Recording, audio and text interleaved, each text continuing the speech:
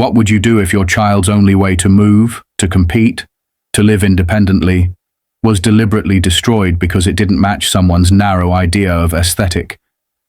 How would you react if that act of cruelty came not from a stranger, but from someone who lived just across the street?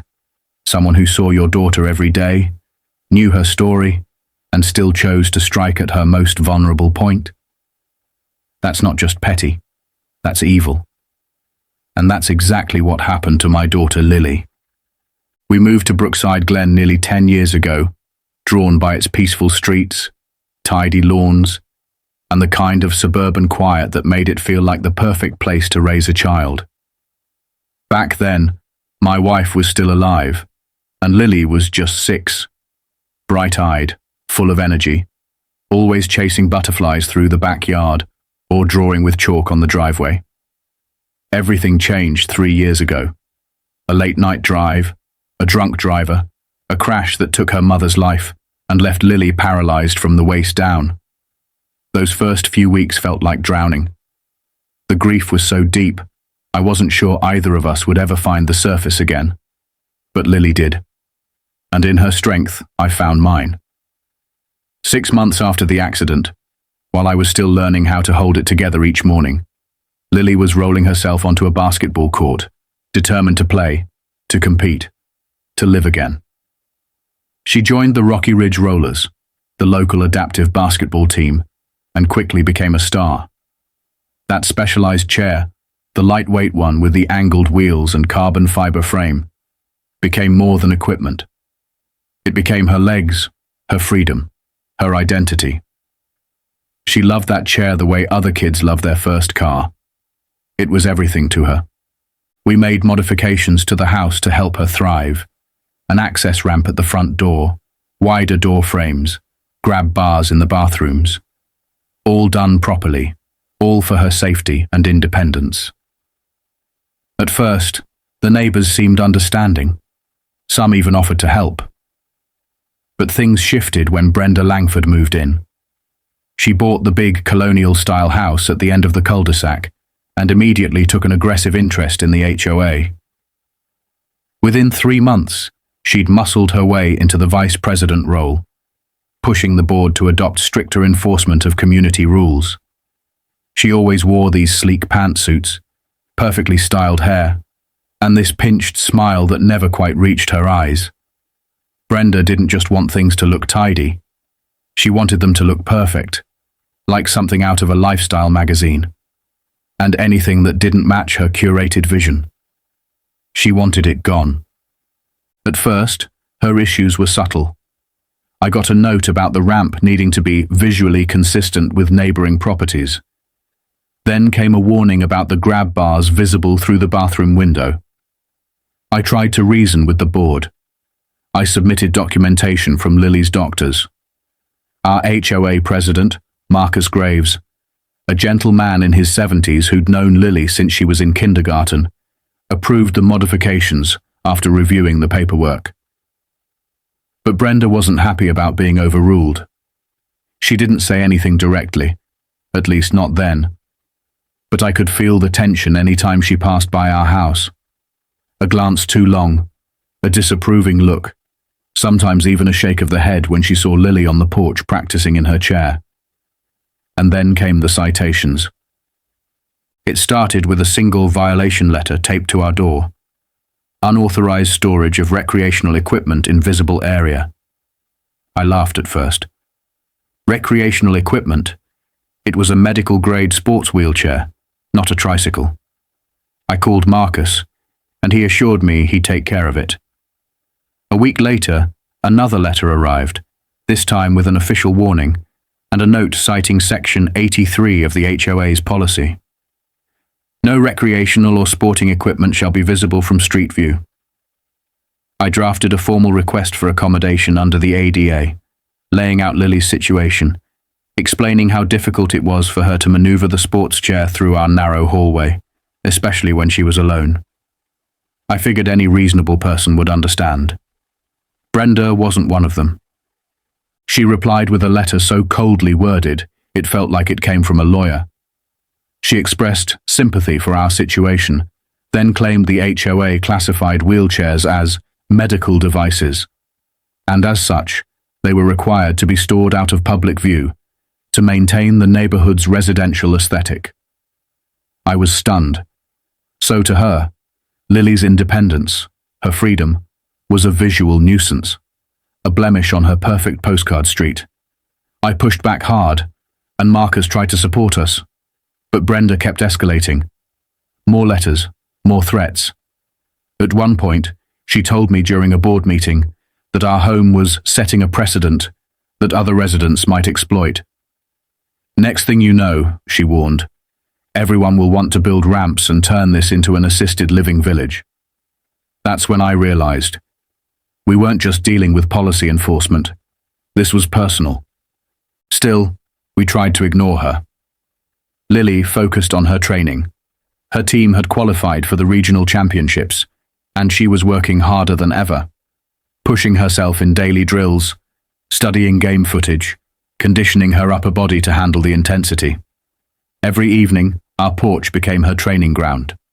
She'd wheel back and forth, practicing sharp turns and quick stops, that chair responding like it was part of her. She was ready. 2 days before the big game, I ran into Brenda while checking the mailbox. Her face was its usual mask of tight politeness. "Mr. Carter," she said, "I wanted to let you know that the board has voted to begin issuing daily fines for your continued violation of the visible equipment policy. The fine will be $50 per day, starting tomorrow." I blinked. "The board voted?" I asked. "I didn't receive any meeting notice." She smiled, just a hint of teeth. "It was an emergency session. Your daughter's contraption has generated several complaints from homeowners concerned about declining property values." I stared at her, disbelieving. "Which homeowners?" She raised an eyebrow. "Complaints are confidential, Mr. Carter, as you know." I bit my tongue, barely. "You're pushing boundaries here, Brenda. We'll be filing another ADA complaint." Her eyes went flat. "The ADA doesn't override HOA bylaws. You signed them when you moved in. Maybe you should have read the fine print more carefully." That night, I sat Lily down to explain the situation. I expected her to be angry or frustrated. Instead, she was thoughtful, quiet. "Dad," she said as she balanced a basketball on her lap, "is Brenda's son named Owen?" I furrowed my brow. "Yeah, I think so." "Why?" Lily sighed. "There's this kid, Owen Langford, at my school. He's always making fun of my chair. Says I only made the team because they felt bad for me. Last week he asked if it had a motor and said I probably cheat during gym class." My jaw clenched. "Why didn't you tell me?" She shrugged. "Because it's not the first time. People are weird about the chair. I've kind of gotten used to it." That crushed me. The idea that my daughter had learned to tolerate being belittled just to keep going. That she thought it was normal. But this wasn't normal. And if Brenda was feeding that mindset at home while enforcing it through HOA rules, this wasn't just an inconvenience. It was a pattern, a targeted campaign against a child who had already lost so much. We went to bed that night thinking the worst was behind us. We were wrong. The morning of the game, Lily was up early, full of excitement. "If we win today, we're going to nationals," she said, grinning. "Coach says I'm starting." I kissed her forehead and told her to start prepping her gear while I packed snacks for the team. A few minutes later, I heard her voice call out from the porch, shaky and strained. "Dad! Dad, come quick!" I dropped everything and rushed out. Lily was sitting in her everyday chair, staring at her sports wheelchair like it was a corpse. All 4 tires, each one worth nearly $200, had been slashed. Not just punctured, but shredded. Deep, deliberate cuts. The kind made with a sharp blade and a hateful heart. Lily didn't cry right away. She just whispered, "Who would do this? Why?" Then the tears came, and the heartbreak in her face. I wouldn't wish that on anyone. It wasn't just a chair. It was everything she'd fought to reclaim after the accident. And someone had tried to take it away, all because they couldn't stand the sight of it. I didn't hesitate. While Lily sat on the porch in shock, I wheeled her inside and grabbed my phone, heart pounding, mind racing. Time was slipping away, just hours until the biggest game of her life. And the one thing she needed to play had been destroyed with brutal precision. But I wasn't about to let whoever did this win. I made a series of calls. First to Coach Ramirez to explain the situation and ask him to keep the team ready. Then to Curtis Ray, the owner of the adaptive sports supply shop where we'd originally bought Lily's competition chair. Curtis answered on the second ring. When I told him what happened, there was no hesitation in his voice. "Get the chair here now. I've got some spare tires in the back. They're not competition grade, but they'll roll. I'll make sure she gets on that court." We loaded the damaged chair into the van and drove like our lives depended on it. When we pulled into Curtis's shop, he was already waiting by the garage door with tools in hand. His sleeves rolled up, face determined. He ushered us in. The shop smelled like rubber, machine oil, and purpose. Without wasting time, Curtis hoisted the chair onto a workbench and began removing the slashed tires, inspecting the damage as he worked. "These weren't punctures from wear or accidents," he muttered. "This was done with intent. Clean cuts, like with a box cutter or a utility blade." Lily sat silently beside me, watching her chair be dismantled and reassembled with a kind of solemn reverence. This wasn't just a repair, it was a resurrection. Then something beautiful happened. One by one, her teammates began arriving at the shop. Word had spread through the team group chat, and these teenagers, girls and boys with varying degrees of ability, showed up in force. Jasmine brought Lily a protein shake and a pack of cooling towels. Riley, the team's tallest defender, arrived with her backup chair in case Lily's couldn't be fixed in time. "It's not sized for you," she said, "but it'll do in a pinch." Others came with snacks, water, and quiet words of encouragement. The shop, once a place of industry, transformed into a locker room of solidarity. For the first time that morning, Lily smiled. Not big, not loud, but real. Curtis worked fast. "The new tires aren't perfect," he explained, "but I've tweaked the alignment to match her style. Might be a bit slower on turns, but she can play." Lily tested the chair, wheeling back and forth across the floor, spinning, braking, adjusting her posture. After a few laps, she gave Curtis a nod. "It's good enough." He waved off my attempt to pay. "Win the game, that's all I want." We left the shop with half an hour to spare. The gym was already buzzing when we arrived. Parents, fans, and players packed the bleachers, the sound of bouncing balls and squeaking rubber echoing through the hall. As Lily rolled in, her teammates surrounded her, forming a protective shield of support. Coach Ramirez gave her a quick assessment, checking that the chair met the tournament standards and confirming that she felt confident enough to play. "We've adjusted our offense," he whispered to me. "We'll minimize strain on her turns, give her room to work. She's a fighter. I've never doubted her." The game began with intensity. The Portland Pioneers were a formidable team, bigger and faster, with a reputation for aggressive defense. But Lily came out like a storm. Every possession she touched turned into a scoring opportunity. She weaved through defenders, found impossible angles, made assists like a seasoned pro. Her team rallied around her energy. And every basket she made wasn't just a point on the scoreboard. It was a direct answer to whoever tried to silence her. By halftime, the Rollers were up by 6. Lily had contributed 14 points and more assists than I could count. During the break, my phone buzzed. It was Marcus Graves, the HOA president. His voice was low, heavy with remorse. "Daniel," he said, "I just saw the footage. I didn't know Brenda would ever go that far. I stepped into a quiet corner of the gym to hear him clearly. I knew she had issues with the chair, with the porch, all that nonsense. She pushed hard for stricter enforcement. I tried to stall her, tried to find compromises. But last week she threatened to go public with some irregularities in the HOA's financials from before I was president. I panicked. I didn't want a scandal to damage the community, so I let her have her way. I never imagined she'd do this. My heart sank. He wasn't just complicit, he was blackmailed. Marcus, I said quietly, a teenager's independence was shattered over a vendetta. That's not policy, that's cruelty. He agreed. I'm stepping down, effective immediately, and I'll be submitting paperwork for the HOA to cover all damages, legal or otherwise. This shouldn't have happened.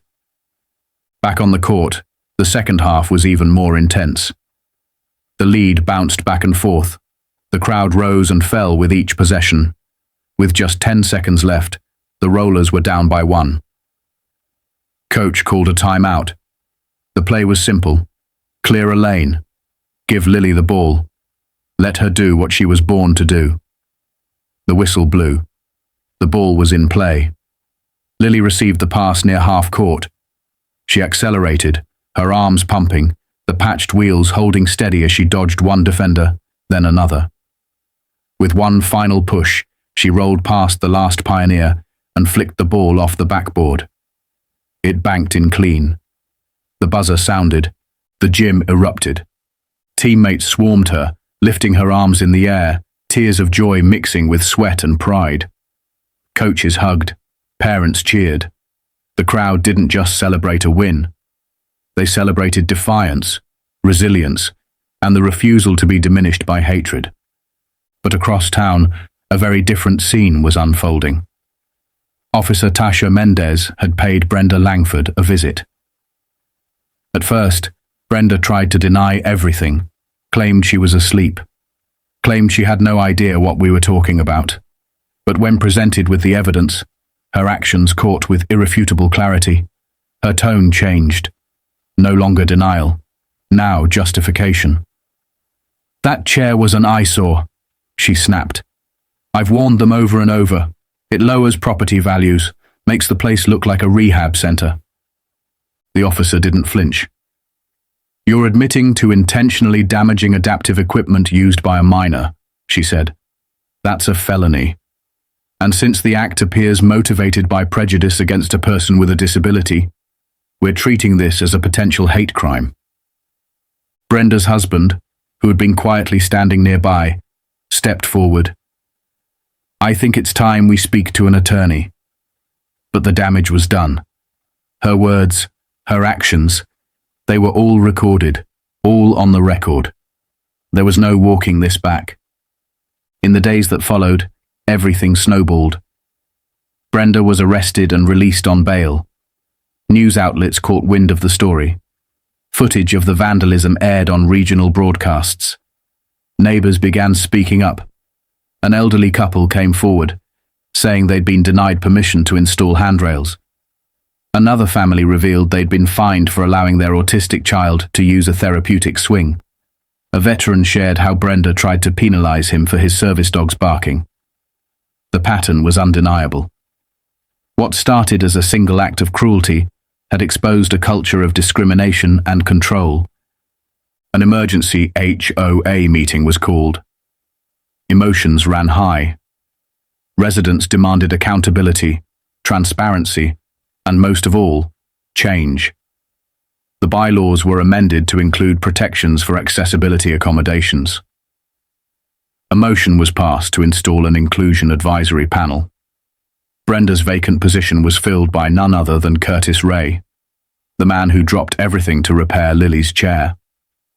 Turns out he'd lived in Brookside Glen for years, quietly helping residents without recognition. Now, he had a voice. As for Owen Langford, Brenda's son, he appeared at our doorstep one afternoon while Lily was at therapy. He looked uncomfortable, hands stuffed in his hoodie pockets, eyes to the ground.